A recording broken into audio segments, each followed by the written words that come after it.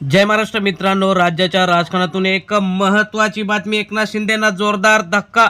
सभेतून अक्षरशः लोक पळाली. सत्तेत असून सुद्धा जनता त्यांना ऐकायला तयार नाही. भाजपासोबत त्यांनी अनेक ठिकाणी युती केली आणि अनेक ठिकाणी वेगळा संसार मांडलेला आहे.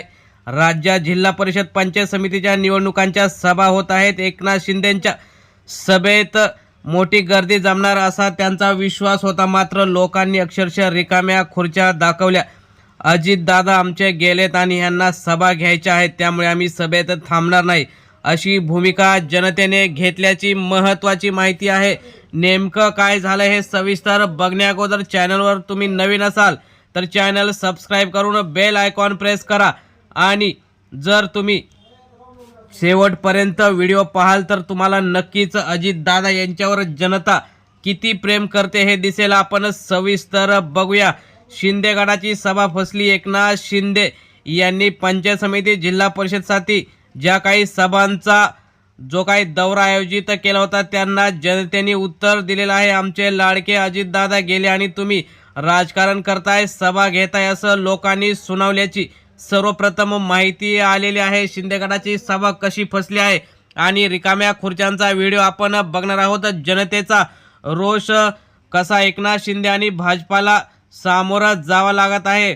निवडणुकीच्या तोंडावर त्यांनी मोठा राजकीय संदेश दिलेला आहे. सोलापूर जिल्ह्यामध्ये आज एकनाथ शिंदेंच्या अनेक ठिकाणी सभा होत असताना सोलापूर जिल्ह्यातील वळसंग येथे झालेल्या शिंदे गटाच्या जाहीर सभेने राजकीय वर्तुळात मोठी खळबळ उडवून दिलेली आहे. सभास्थळी नेत्यांची भाषणं सुरू असताना संपूर्ण मैदानात रिकाम्या खुर्च्या दिसत होत्या, तर काही वेळातच उपस्थित असलेले नागरिक सुद्धा सभास्थळ सोडून घरी परतताना दिसत होते.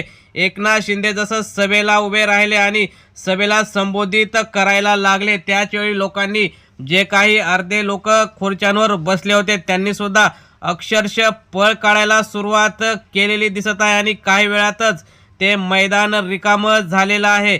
ही सभा जिल्हा परिषद पंचायत समिती निवडणुकांच्या पार्श्वभूमीवर आयोजित केली होती. त्या अगोदर बार्शीमध्ये सुद्धा सभा झाली होती, मात्र अपेक्षित जनसमर्थन न मिळाल्याने ही सभा शिंदे गटासाठी पूर्णतः अपयशी ठरलेली दिसत आहे, असा स्पष्ट संदेश वळसंगने दिलेला आहे. सभा सुरू आणि लोकांची माघार सुरू आहे. दुपारी ठरलेल्या वेळेला सभा सुरू झाली, मात्र स्थानिक पदाधिकारी, कार्यकर्ते आणि आमंत्रित लोक होती. मात्र काही वेळाने सभा सुरू होताच पहिली काही भाषणं झाली त्यावेळी जे काही जनता होती, मात्र एकनाथ शिंदे जसे सभेच्या ठिकाणी आले त्या ठिकाणी एकनाथ शिंदेंनी भाषण करावयास सुरुवात केली.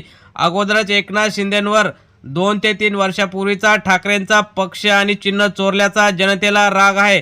तसेच उद्धव ठाकरे यांची खुर्ची करून स्वतः सत्तेत जाऊन मुख्यमंत्री झाल्याचा सुद्धा शिंदेंचा राग आहे. जनता याला उत्तर देणारच होती, मात्र आता पंचायत समिती जिल्हा परिषदाच्या निवडणुका राज्यात अनेक ठिकाणी होत आहेत. त्यामध्ये शिंदेंच्या सभास्थळी जनतेने त्यांना रोष दाखवल्याचा दिसत आहे. अनेक खुर्च्या आधीच रिकाम्या होत्या. सभा सुरू होताच अनेक ठिकाणी छोटी भाषणं झाली, मात्र लोक उठून घरी निघू लागली.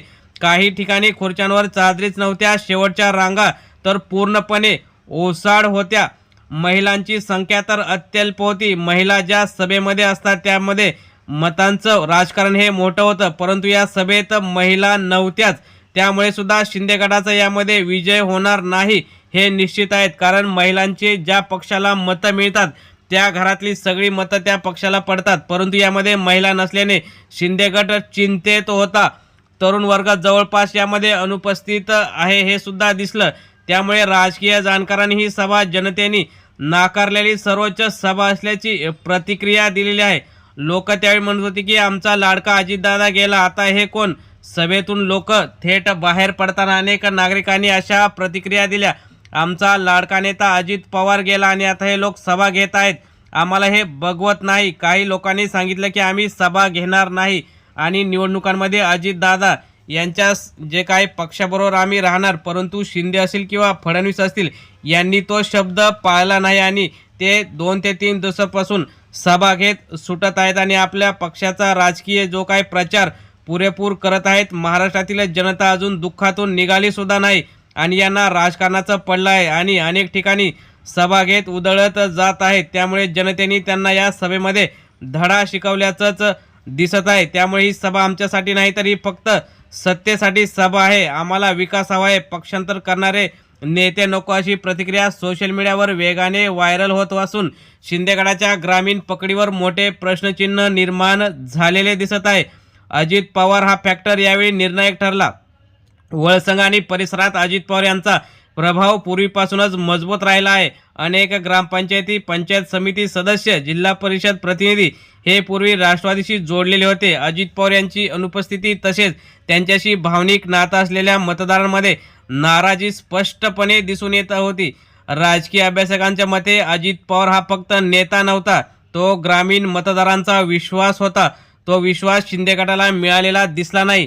जिल्हा परिषद, पंचायत समिती निवडणुकीआधी धोक्याची ही घंटा जी काही सत्तेतले दोन पक्ष आहेत त्यांच्यासाठी आहे।